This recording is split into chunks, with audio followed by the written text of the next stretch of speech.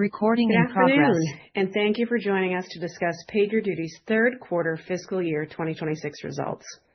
With me on today's call are Jennifer Tejada, PagerDuty's Chairperson and Chief Executive Officer, and Howard Wilson, our Chief Financial Officer. Before we begin, let me remind everyone that statements made on this call include forward-looking statements based on the environment as we currently see it, which involve known and unknown risks and uncertainties that may cause our actual results, performance, or achievements to be materially different from those expressed or implied by the forward-looking statements. These forward-looking statements include our growth prospects, future revenue, operating margins, net income, cash balance, and total addressable market, among others, and represent our management's belief and assumptions only as of the date such statements are made, and we undertake no obligation to update these. During today's call, we will discuss non-GAAP financial measures, which are in addition to and not a substitute for or superior to measures of financial performance prepared in accordance with GAAP. A reconciliation between GAAP and non-GAAP financial measures is available in our earnings release, which can be found on our investor relations website. Further information on these and other factors that could cause the company's financial results to differ materially are included in filings we make with the Securities and Exchange Commission, including our most recently filed Form 10-K, as well as our subsequent filings made with the SEC. With that, I will turn the call over to Jennifer.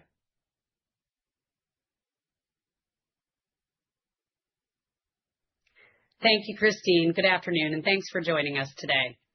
In the third quarter, PagerDuty delivered revenue of $125 million, up 5% year over year. Non-GAAP operating margin of 29% exceeded guidance, expanding 750 basis points over last year.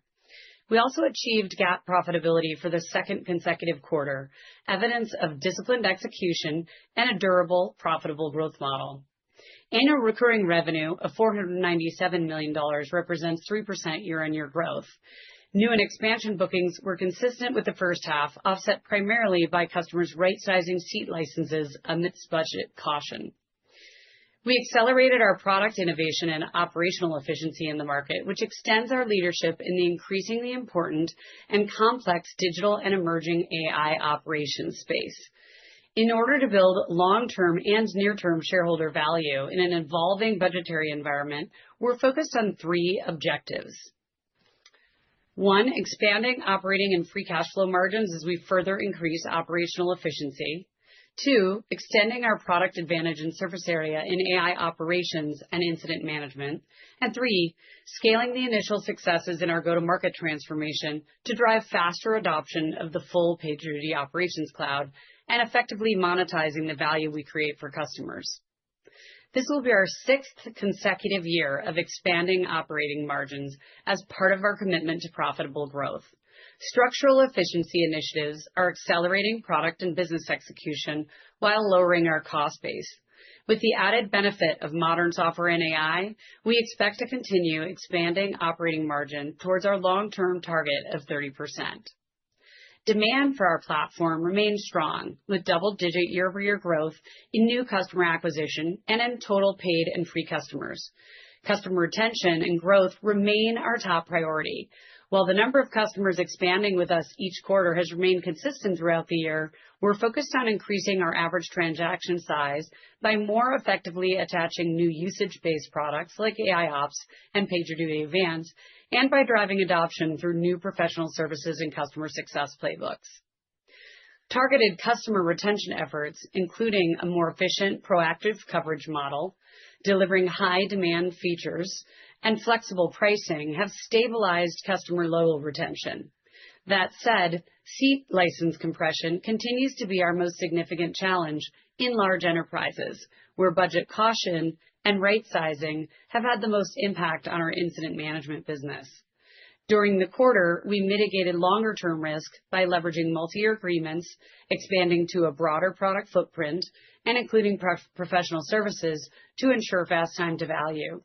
We are scaling this motion with a refined adoption and value realization program through the customer success team, while at the same time enabling the field to focus on our agentic offering, both of which will support improved retention and growth over time. We have also sharpened renewal forecasting to identify, measure, and address risk earlier in what is now a multi-quarter cycle. On a strong foundation of financial and operational discipline, we've extended our product advantage in end-to-end incident management and AI and agentic operations. In the past, AI ops referred to modern event management techniques that support root cause analysis and incident triage. Now, in an environment where trillions are being deployed on AI investments, yet enterprise resilience is more important than ever, the need for a new operating model has emerged.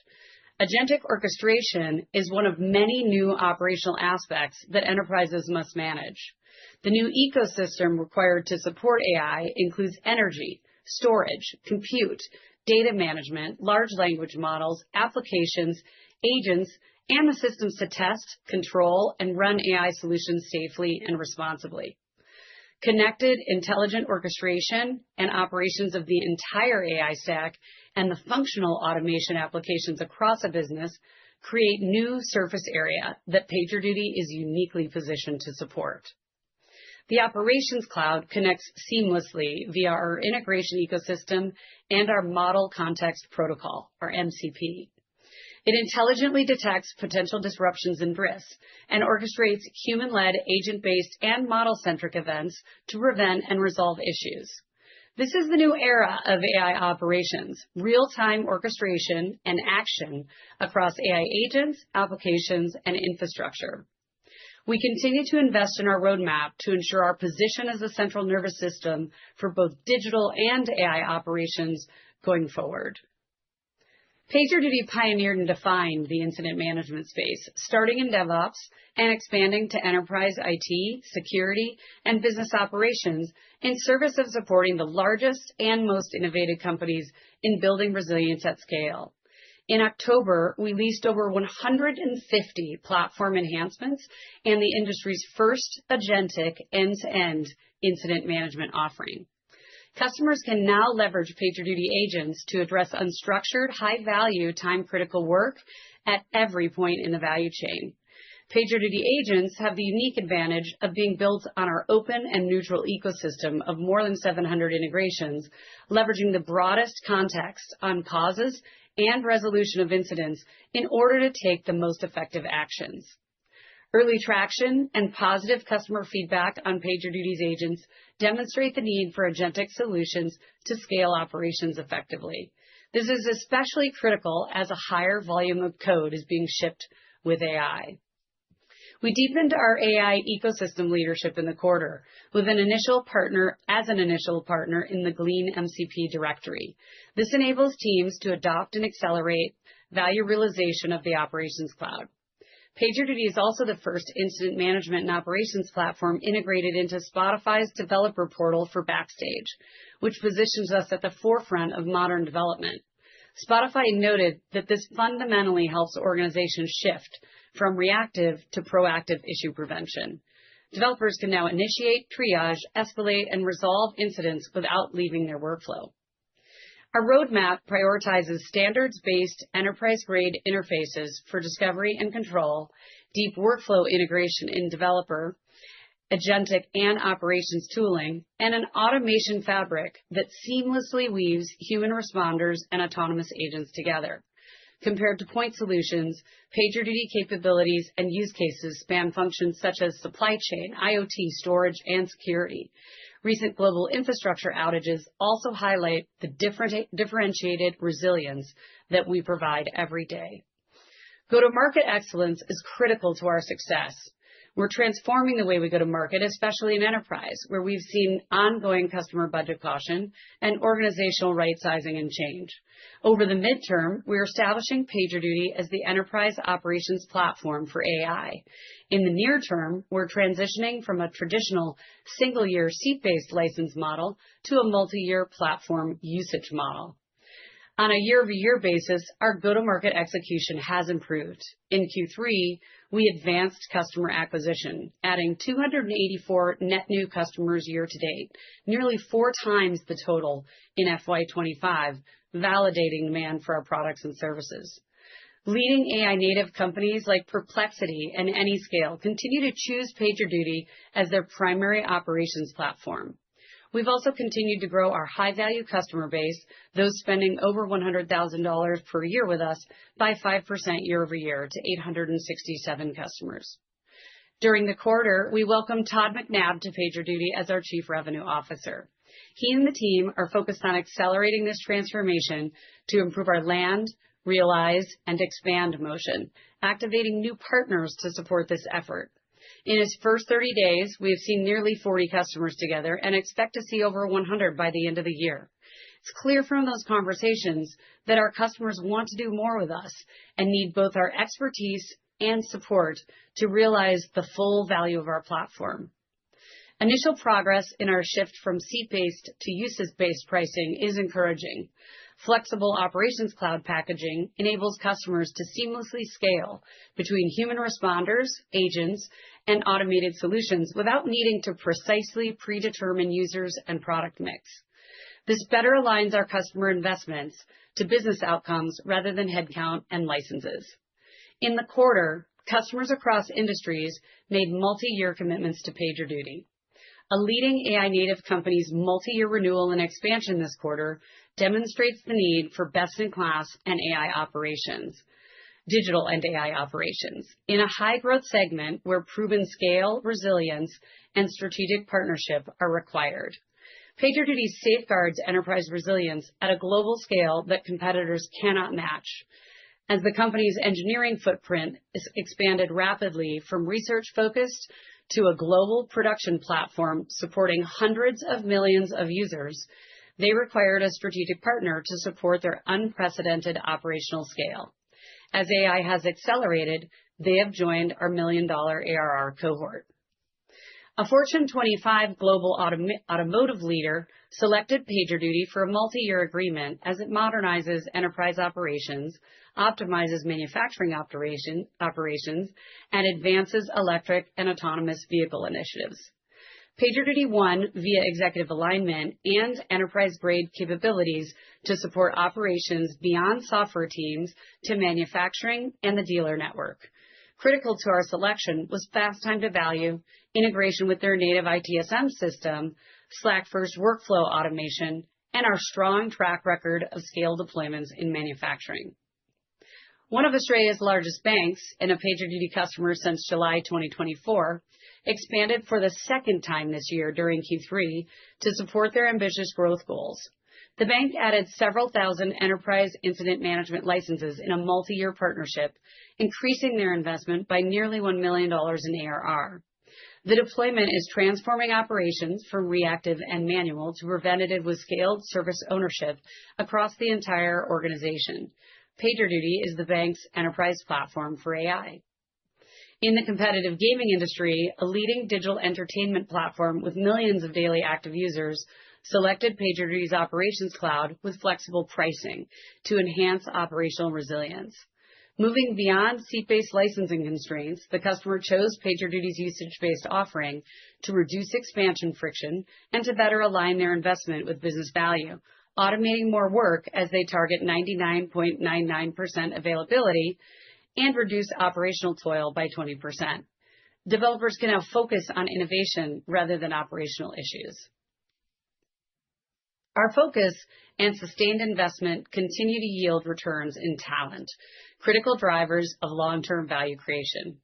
PagerDuty's recognition among Fortune's Best Workplaces Top 50 included this quarter's placement in the small and medium company list in technology and validates our ability to attract and retain the high-caliber employees essential to deepening our competitive moat in digital operations and expanding our offerings in AI operations. Building on the digital operations category we pioneered, AI operations is a natural growth platform to support our long-term strategy and profitable growth goals. Progress in our go-to-market transformation, along with flexible enterprise and usage-based pricing, support both midterm growth and ongoing margin expansion.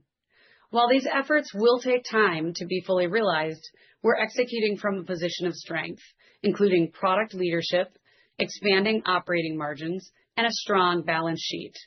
Our unique platform offering and improvements in underlying execution underpin our confidence in accelerating profitable growth. I'd like to share one additional leadership update that Howard Wilson, CFO, has decided to retire during the next financial year. Howard has been at PagerDuty for 9 years and has been instrumental in growing the business to nearly $500 million in ARR. His impact has been deep and broad as he's led PagerDuty through our successful 2019 IPO and in achieving critical milestones, including positive cash flow, significant operating margin expansion, profitability, and in recent quarters, GAAP profitability. During his tenure, Howard has built and led incredibly capable teams in finance, corporate strategy, operations, and customer success. He has opened international markets, helped to shift PagerDuty from product to platform, and led us in acquiring several companies. We have started the search for a new CFO, and Howard is committed to supporting a smooth succession during the 2027 financial year. With that, I'll turn it over to Howard, and we look forward to your questions. Thank you, Jen, and good day to everyone joining us on this afternoon's call. Before reviewing our third quarter financial results, I want to highlight our strong operational discipline reflected in our second quarter of GAAP operating margin profitability. We expect to be GAAP profitable for the full year next fiscal year. And now, unless otherwise stated, all references to our expenses and operating results on this call are on a non-GAAP basis and are reconciled to our GAAP results in the earnings release that was posted on our investor relations website before the call. Moving to results. Revenue for the quarter was $125 million, up 5% year over year. Q3 GAAP net income was $160 million.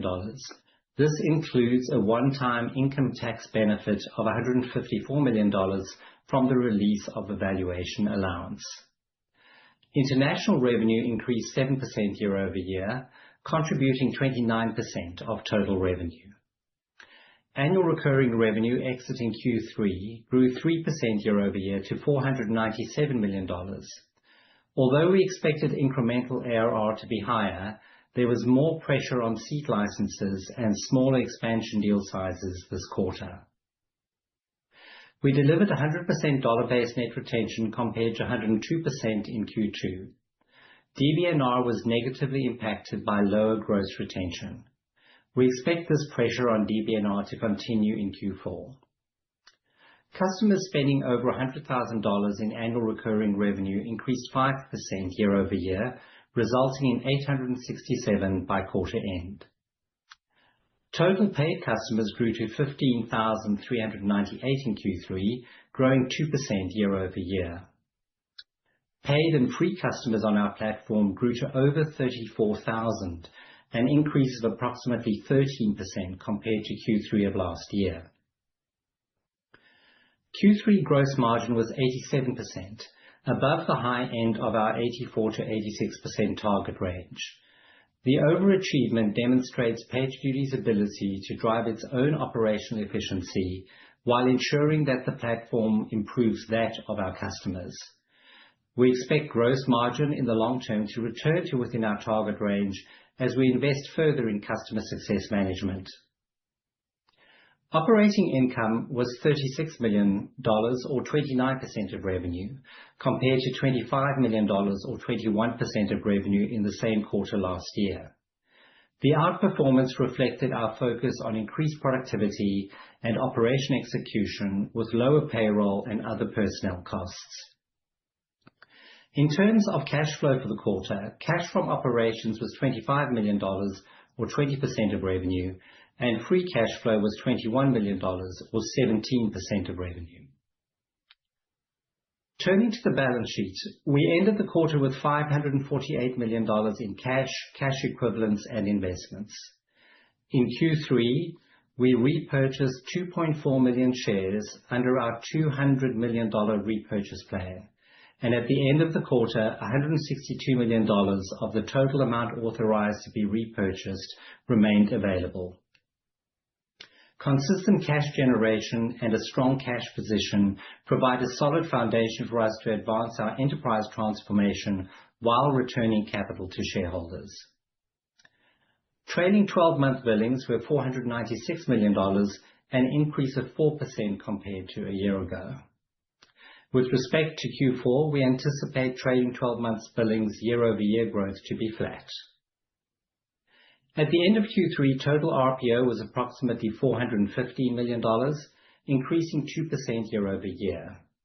Of this amount, approximately $287 million, or 69%, is expected to be recognized over the next 12 months. $101 million, or 24%, over months 13 to 24, and the remainder thereafter. Now turning to guidance. When we provided guidance at the end of Q2, we underestimated the current headwinds to retention. Although the number of customers churning and downgrading is trending downwards, the dollar value of the contraction, driven by seat-based reductions and customer budget caution, has been larger than we forecast. As a result, we are lowering our top-line guidance. To improve visibility, we have made changes to our renewal process and implemented operational changes to drive earlier customer engagement. In addition, in line with our ongoing focus on efficiency, we are increasing our full-year net income and operating margin guidance. So for the fourth quarter fiscal 2026, we expect revenue in the range of $122 to $124 million, representing a growth of 0 to 2%, and net income per diluted share attributable to PagerDuty Inc. in the range of 24 to 25 cents. This implies an operating margin of 21%. For the full fiscal year 2026, we now expect revenue in the range of $490 to $492 million, representing a growth rate of 5%. This compares to the range previously provided of $493 to $497 million. And net income per diluted share attributable to PagerDuty Inc. in the range of $1.11 to $1.12. This implies an operating margin of 24%. This compares to our prior guide of $1 to $1.04 and 21 to 22% respectively. This quarter, we expanded margins beyond targets, delivered our second consecutive quarter of GAAP profitability, and generated strong cash flow, capital we've been returning to shareholders. At the same time, we are making the strategic investments that position the business to re-accelerate our ARR growth while maintaining our disciplined financial profile. In summary, we are expanding margins, generating cash, and progressing the pricing and go-to-market transitions that support durable growth. We are executing from a position of strength with product leadership, disciplined capital allocation, and a strong balance sheet, while staying tightly aligned to customer outcomes. On a personal note, as Jen mentioned, I intend to retire next year. My journey at PagerDuty has been one of incredible growth, and I'm proud of what we have accomplished. I appreciate our customers, partners, investors, and our employees for their support, and am committed to supporting Jen and team in a smooth succession. With that, I will open up the call for Q&A.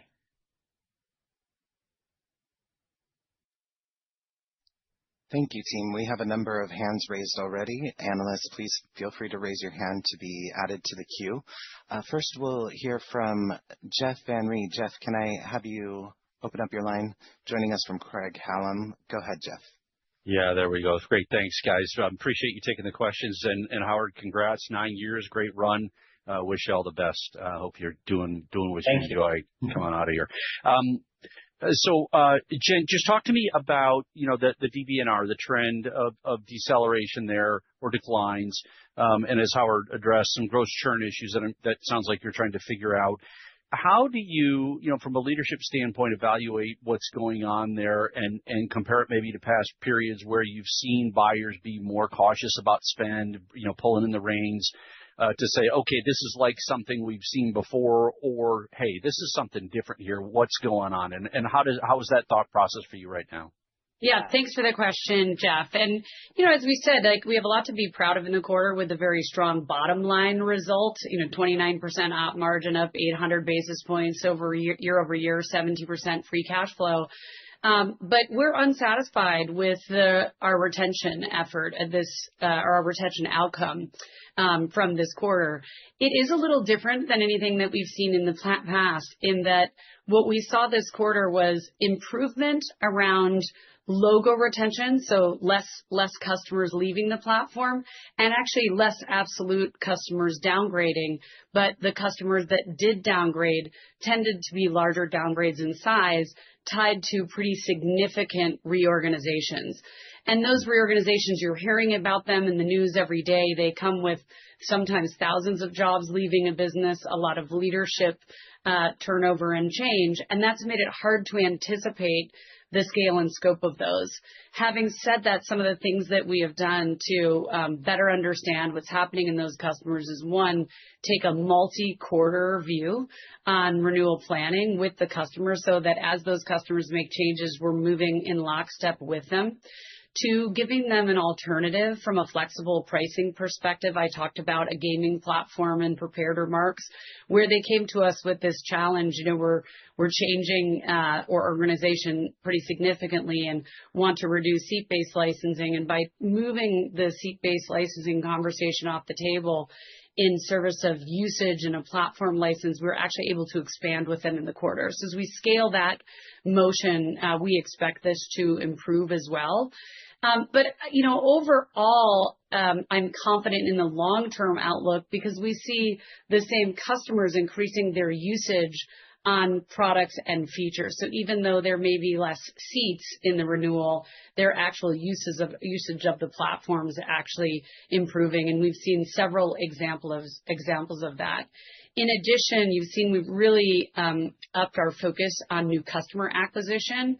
And that really I think reinforces our product leadership and our market leadership, not just in digital operations, but also in this broader, new evolving category called AI operations, where I think we're going to continue to be the choice of not only AI natives who can find less expensive offerings in the market, but also large enterprises that want to grow with us.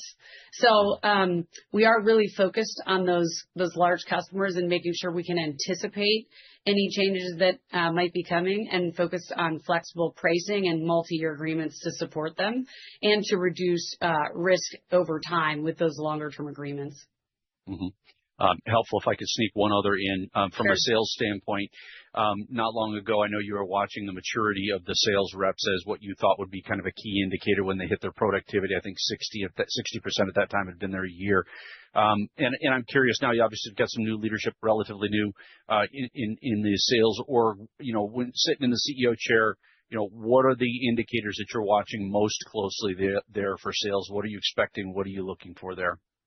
Number one is, what are customers telling us? What are they telling us about their ability to leverage and get value from the platform? How do they feel about their account coverage and continuity in terms of their engagement with PagerDuty? Are they getting the support that they need both pre and post sale? And so Todd and I have really been focused on listening to her and getting out and talking to our largest customers. And that's been not only very well received, but we've been, I think, pleasantly surprised by the love people have for our products and services, but also the admission that some of the challenges with adoption and realization is not purely due to PagerDuty's engagement model, but also the fact that their organizations are changing pretty rapidly. So they're asking for more proactive help in that area. From a field perspective, I think Allison Corley, who joined us a few quarters ago as Chief Customer Officer, has really gotten her legs under the desk and has really gotten customer success oriented around a much deeper understanding of how customers are actually faring from a pure platform health perspective. And that's enabled us to have higher level conversations with customers earlier in the process, but also to swarm customers with the care they need, even if their organizations have changed meaningfully. And in the sales organization, Todd is really doubling down on what we call land, realize, and expand, making sure that our reps who have ramped have the support that they need to really go after growth and expansion, focus on new product attachment, particularly those usage-based products, but also services attachment to ensure, faster time to value for our large customers as we close and move on. And we've seen that result in some really great wins this quarter. I talked about an automotive manufacturer that's doing some really interesting stuff with us. And that's a ramped rep who really understands the platform, but is also leaning into not just our core incident management, but our new AI and automation features. Yep. Got it. Appreciate it. Thank you. Thank you, Jeff. Next, we'll turn to the representative from RBC. Could you please introduce yourself and join the call? Hey guys, it's Mike Richards. I'm for Matt. Thanks for taking the question. I guess just to start, understanding that you're making these changes to sort of get ahead of renewals moving forward, I was wondering maybe, and it's early with these seat-based compressions, is there an opportunity to go back into these accounts, before their next renewal to offer the usage-based pricing or services where you can sort of get back what you lost? Absolutely. In a quicker manner? One of the benefits of longer term agreements is it gives us more time to go in during the period proactively with not only new pricing and packaging offerings, but also more flexibility to get across products and new add-ons. And we have seeded several thousand customers with our PagerDuty Advanced products and services and seeing really good engagement there. And in fact, had a lot of success with our SKU that you're aware of called AI Ops, which is really about event management, event correlation, and root cause analysis.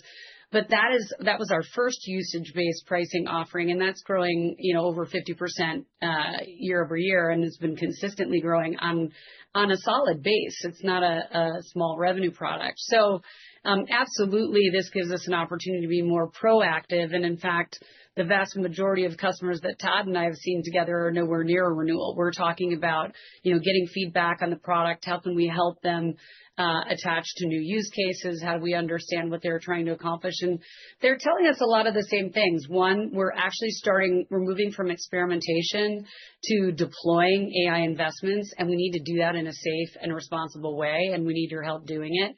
A lot of interest in the MCP, which was released for general availability earlier in the quarter. And also a lot of positive feedback in very significant feature-based release across our entire platform. I think this is the largest release in the company's history, frankly. And that has been made possible through our developers' own use of AI. So absolutely proactive. It's a team sport, and we have Allison, Todd, and their teams, along with Catherine, who leads our digital first business, and all of the executive sponsors in the business, really focused on making sure that there are no surprises and we're not turning up to the party late. That's great to hear. And then Howard, just a quick one for you. Just in terms of guidance assumptions, are you assuming that the dollar-based churn that you're seeing now from seat-based compressions is sort of stabilizing from here, or are you assuming that it continues to worsen? Yeah, Thanks. so our guidance has factored in sort of the visibility that we have today around dollar-based net retention through Q4, and that is driven primarily by the renewal rate. And the visibility that we have around those renewals is now sort of taking us out further and earlier into the process. So that gives us a lot of confidence in the guidance that we've given. So we haven't provided a specific number around dollar-based net retention, but we do expect that some of the seat-based pressure that we've had will continue in Q4. Thanks, guys. Thank you. Thanks, Mike.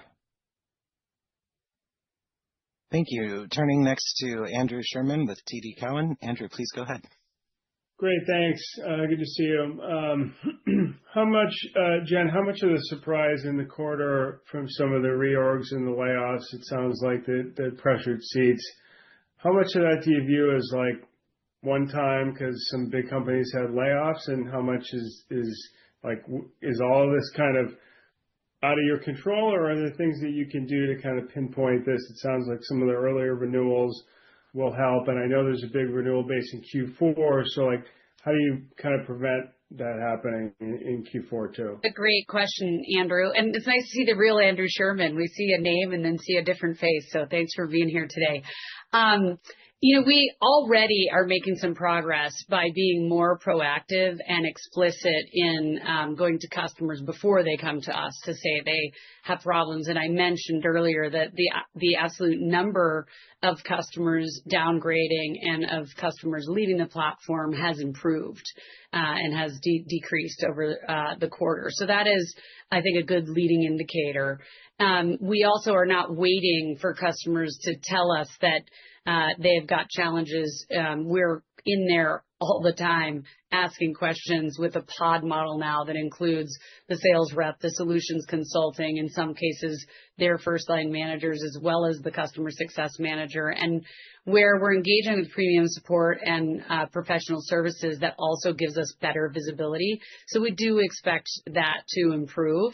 What we're also seeing generally is just what our customers sort of refer to as being cautious about their budget, because they're uncertain about where that's going to be in the next couple of quarters. So by getting further out in advance of renewals, we also can capture budget even ahead of renewal timing. So like I said, we do expect it to improve. I don't expect the macro to change meaningfully, and we're prepared, and I think in a very strong position from a financial perspective, with a durable balance sheet, very strong operating margins and free cash flow to work through this process with our customers. Yep. Okay, thanks. And then on the consumption change, talked a bunch about it last quarter too, but it sounds like consumption of the platform was still healthy. Is that the case? And how quickly can you move to this consumption model so that the seat pressure becomes less and less of a headwind? Yeah, we're seeing usage go up across almost every usage metric on the platform, and also that new customer growth that we talked about earlier, both in terms of new logo lands as well as net new customers and new and free and paid customers, all growing in double digits. That is heartening in terms of demand for the product. And I would just remind you that it's not a one-dimensional shift from seat-based to usage-based, because we have a lot of new customers and frankly growing customers that are very happy on a seat-based model where we don't see these tailwinds. We're really seeing them the most pronounced in the very largest customers. We have thousands and thousands of employees, and therefore reorganizations that might impact thousands of employees that then cause seat-based compression for us. The other thing that I would say is, as we move from single year to multi-year, again, that gives us more time to seed some of these usage-based products. And a number of our customers who are engaging in usage-based have credits that they'll be burning down, which we expect will then convert to ARR. So we'll get some benefit as those customers spend more time and have more experience with these usage-based solutions. And with our agentic incident management suite now in the marketplace, that gives us more surface area to grow in. Great. And maybe just to emphasize one of the points that Jen made there, when we see these customers who have the seat reductions, the good thing is that they're staying with PagerDuty because they recognize us as the leader in terms of how they manage their AI operations today. What we have seen is that as we start moving them to our flexible licensing model, they have access to more product footprint than they would have in the past. And as they have access to more of that product footprint, it allows them then to use more of the platform. And that, we expect over time, is going to then lead to them growing with us further. So whilst their base might have shrunk for now, in fact, they're setting themselves up with the foundation to really grow as they continue to scale their operations. That's great. Thanks, Howard. Congrats and best wishes. Great working with you. Thanks, Andrew. Thank you. Next from Truist, we have Miller Jump. Miller, come on up. Great. Thank you for taking the question. Howard, congrats on your next steps. I'm going to annoy you guys and ask another question about the seat count headwinds, but I guess the question is really, it sounds like it's purely layoff driven. And from that perspective, would you characterize all of these as businesses that are, more challenged? Or is there any evidence you're starting to see that AI is potentially pushing out investments in headcount in some of these businesses? Generally speaking, what I'm seeing, if I try and correlate customers that are making changes to what we're seeing in their earnings announcements, et cetera, is there's really a focus on improving operating margin, reducing costs, and sort of rethinking how they might be attacking, different efforts across the business. Frankly, we're also building more and more automation into the platform as well, right? Which, over time means that seat-based licensing isn't really as well tied to the value proposition that we're delivering. So this is a natural evolution, but it's more pronounced when you see a large customer with a significant headcount reduction then come to us. So on one hand, it's interesting. It's kind of a dichotomy even within some of the same accounts. On one hand, we'll see the right sizing as a headwind, but the same customer will then come to us and say, our number one priority is resilience. So now that we've gotten the contract right sized, how can you help us improve? And to Howard's point, we almost see immediate growth opportunities following that sort of resizing. And so I think it is a temporal thing because we've even seen customers who have significantly reduced their spend with us come back a year later and only to build back up. We're also seeing, a number of opportunities where we're winning competitor replacement, even where the competitor was less expensive, but not serving the resilience proposition. And, if you think back just over the last 8 to 12 weeks, there have been a number of public service failures where, we're the only platform that is still standing and resilient in those environments because of all of the architectural redundancy we built into the product. And so that sort of reinforces the tailwind that is, operational resilience as a priority. Makes sense. I guess I want to ask one about the bottom line for Howard. Obviously, big step up that you're now projecting this year. Point well taken about, 30% is kind of that long-term target that you're working towards. I know you're not guiding the year ahead, but can you talk about trajectory at all and just the potential for these types of gains in the future versus how you would expect it to ramp? Yeah, well, thanks, Milan. We are proud of the progress that we've made. I mean, this is like our sixth consecutive year of us continuing to drive that improvement in terms of operating margin. And we also, have looked to cross the threshold around GAAP profitability for the full year next year. So this has been like a steady program that we've been running. We're not setting expectations for next year, but what I can tell you is that we remain committed to looking at ways in which we can optimize the spend within the business and deliver good results. So we're continuing to make investments in the things that are important for us in terms of our customers, our transition, and our product, and you can expect to see more of that. Thanks very much. Thanks, Miller. Okay, next we'll hear from the representative from Morgan Stanley. Again, please introduce yourself. I think you're a new face for us. Hey guys, thank you for taking my question. I am Oscar Saavedra on for Sanjit Singh. And congratulations from me to you, Howard, as well. Thank you. Hope that you get to do some fun stuff in your retirement. I guess my first question, with regards to guidance for Q4 right now, calling for 1% of growth at the midpoint, I was wondering how much of that, is based on what you're seeing in the pipeline in terms of the upcoming big renewal quarter versus maybe a bit more conservatism around, maybe the timeline to when that usage-based part of the model will begin to offset the seat pressure that you're seeing? Thank you. Yeah, sure. So when we look at the guide that we provided for Q4, we have factored in the visibility we have around renewals. Q4 is our largest quarter in terms of renewals. We do expect that as we transition customers to the new pricing and packaging model, that will mitigate the impacts of some of the contraction that we've seen and set those customers up for growth. We're not expecting that to have a major impact in Q4. So whilst we're moving customers to this new pricing, that obviously is not something that you just turn on instantly.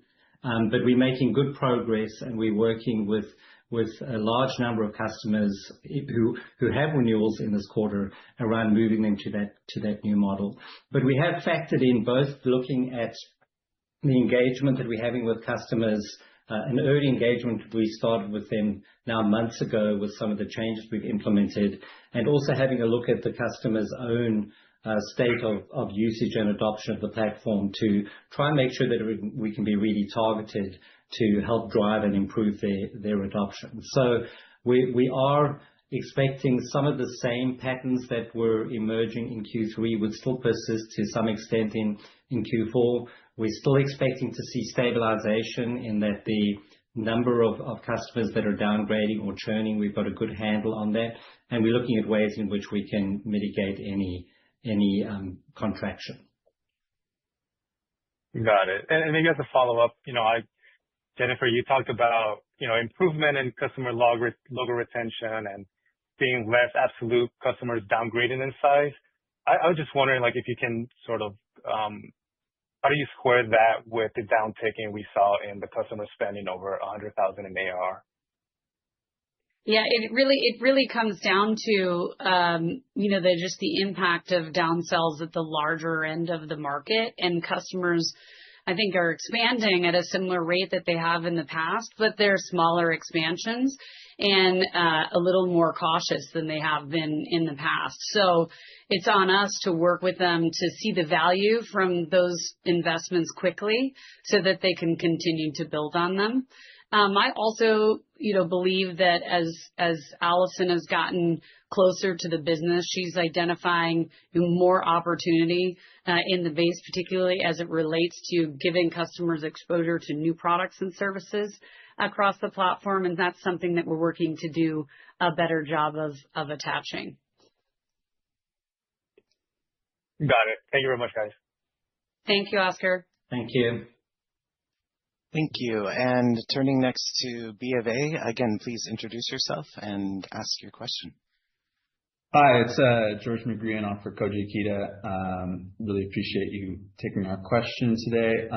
So I wanted to ask about the agentic suite and kind of the tailwind that might be to consumption as we kind of shift to consumption.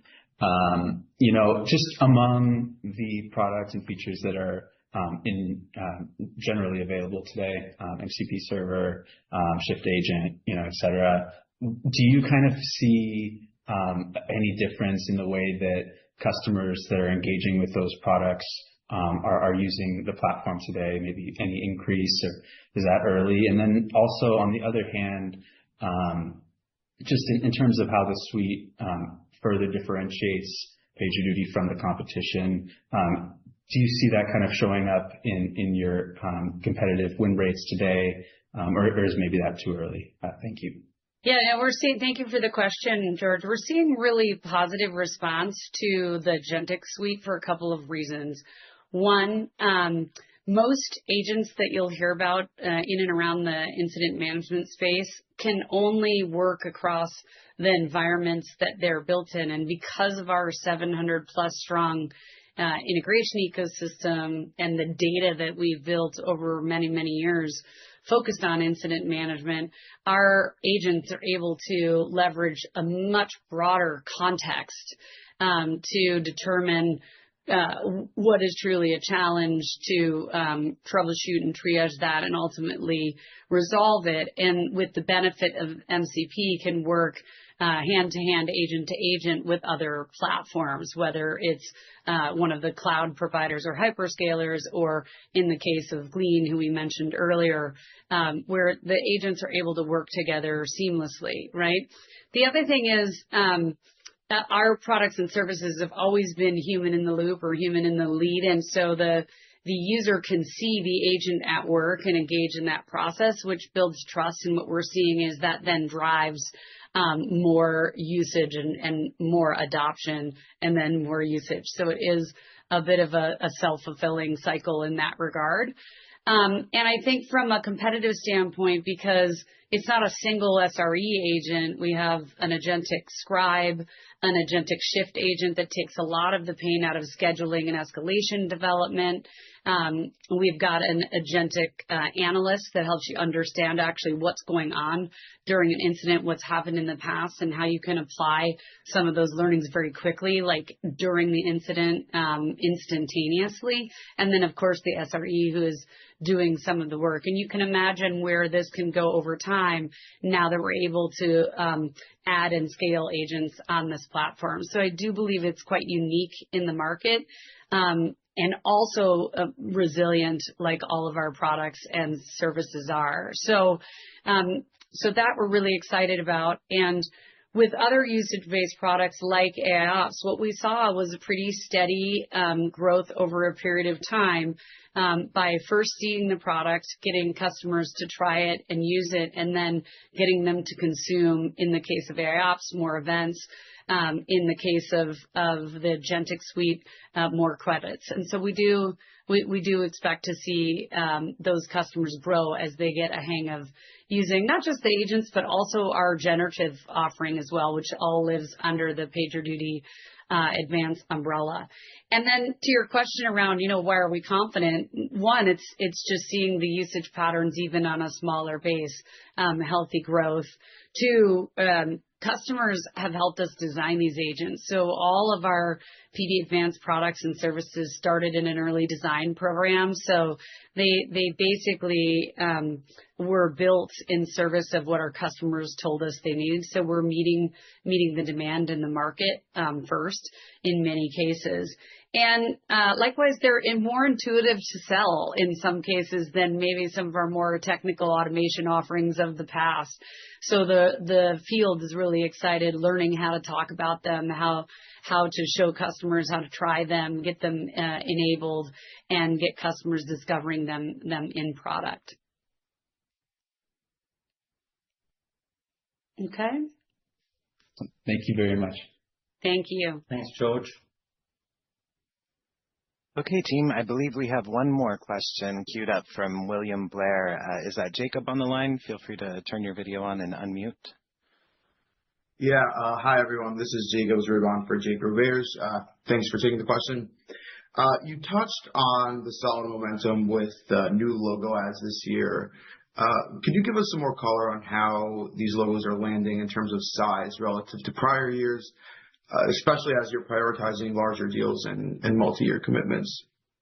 Yeah, this is one of the things that I look at every quarter. And, frankly, we're seeing good new logo acquisition across all of our segments. And remember that the way we land customers is often through our digital first or self-service environment. And then they will either grow unaided within the digital first organization, or they will grow with the help and support of the go-to-market organization. So we're seeing both, showing promising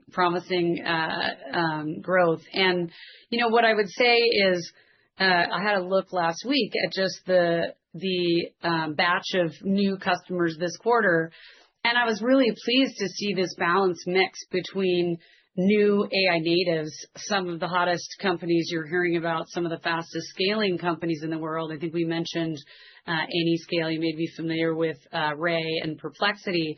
But also, we're really continuing to see a lot of diversity across industry verticals and, digital first customers, as well as more traditional companies that are deep in the middle of transformation.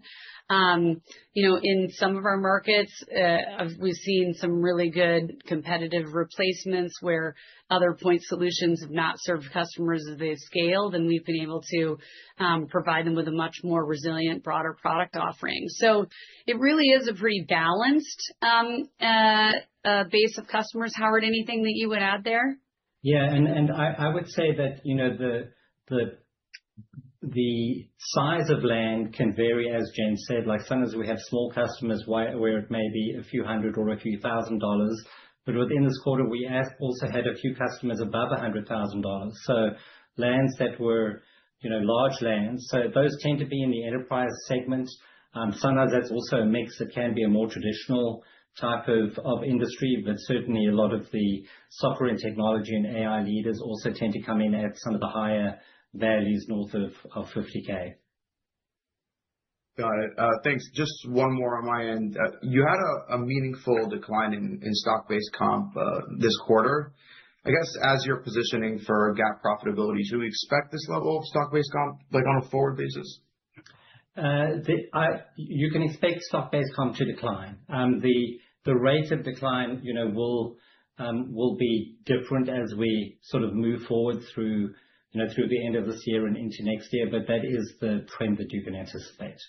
Yeah, and as you know, that's a lagging indicator. It's the result of pretty significant effort over the last several years that you sort of see show up in the out years. And we're continuing to be committed to managing stock-based comp effectively as part of our, profitable growth ambition.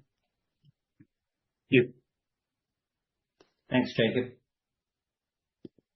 Howard, Jen, we've made it through another batch of questions. Jen, can I turn it over to you for any final remarks? Yeah, sure. Thank you. Thanks, everybody, for joining us today. We feel we are uniquely positioned to support enterprise resilience across our customers' strategic digital and AI operations. Our product velocity and expansion into cutting-edge use cases continue to widen our competitive moat. We're central, ubiquitous, neutral, connected, and everywhere. And the strength of our P&L and balance sheet ensures that we are able to drive differentiated customer value in any market cycle. I just want to mention that we are grateful for the trust of our shareholders, the ingenuity and dedication of all of our employees, and the support from our customers and partners. And we wish you a wonderful Thanksgiving. Thank you, everyone.